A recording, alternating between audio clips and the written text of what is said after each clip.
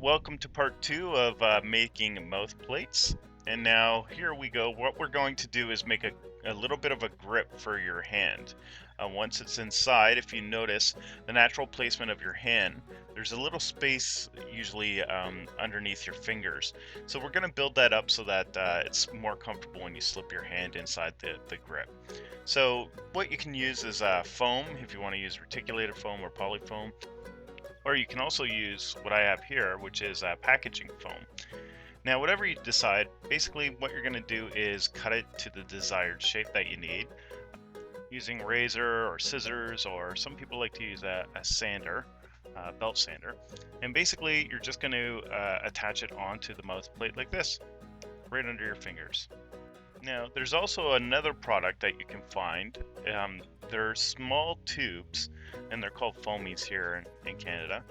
You can get them at the dollar store, actually, or Toys R Us. Basically, they're building blocks for kids, foam building blocks.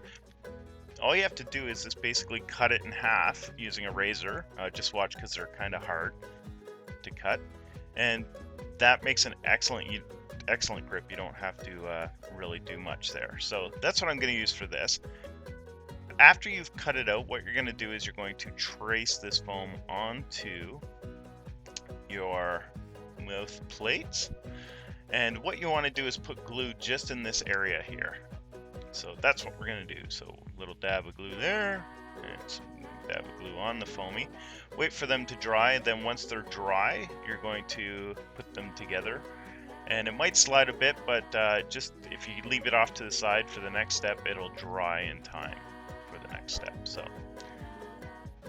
So what we're going to do now is that the grip that you just made is going to go over the plates. So what you need to do is put a little bit of glue on there.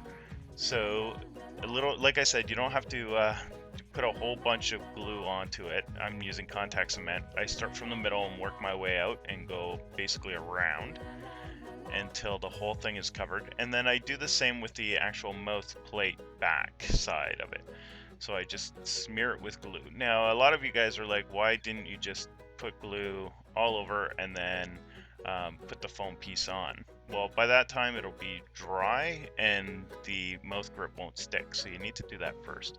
Some people also use Super 77. It's a spray adhesive glue instead of using contact cement, but I like using contact cement just because it grips a little bit better, I find.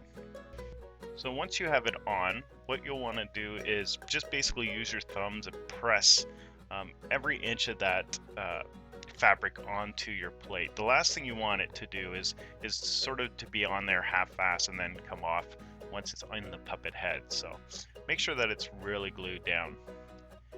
And once that's dry, you can try it on, and basically what I would do next is put the black felt onto, or whatever color that you want inside the mouth, on the opposite side. So there you go, that's the grip for there.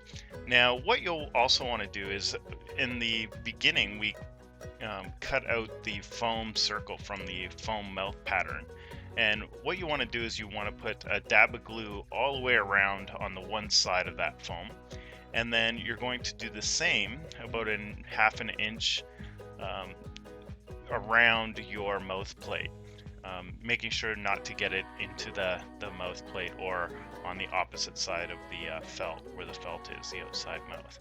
So once you have that down, then you can attach both pieces on once they've dried a little bit. And I like to start from the top and work my way down, and you might have to stretch it in some parts. And not to worry, because once you stretch it, you can actually afterwards, if there's any overlap, like if you notice there's an overlap on the thumb there, you can actually just trim it down a bit. So what that foam is doing is it's acting as a foam piece that you can attach the actual mouth to the skull. And it's very important that you do this properly. Make sure that you indicate on the foam skull where the edges of the mouth lay, and make sure that the mouth is actually center of the skull. If it's off a little and you go to when you go to glue your fabric onto the mouth, it's going to be lopsided, and your puppet character will be all sort of discombobulated. It won't look right when you're using it. So what you're going to do to attach this foam piece onto the skull is you're going to start and apply foam in between the two marks that you just made on the skull on the inside, and you're going to do the same on the outside. Make sure it's the top half, so that's where your fingers are, the top half of that foam piece. So you're going to go all the way around.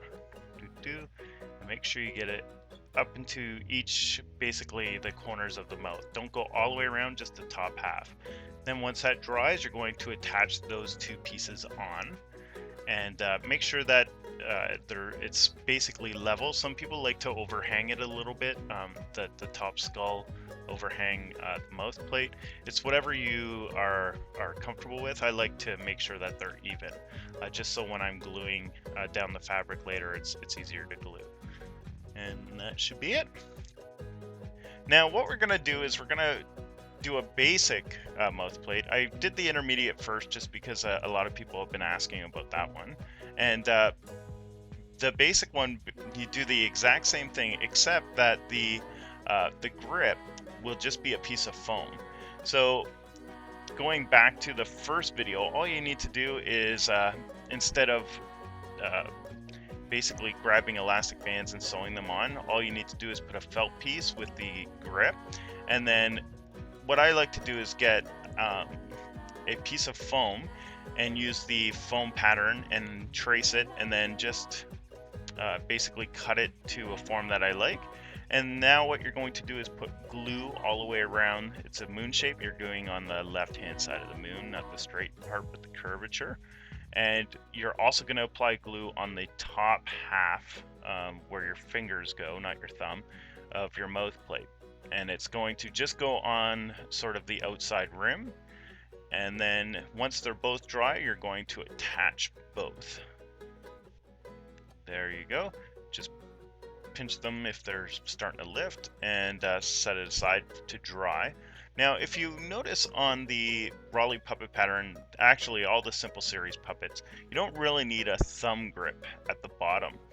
And that's because the design allows the bottom jaw to open up naturally. So I think we're not going to put a thumb grip on the bottom of this.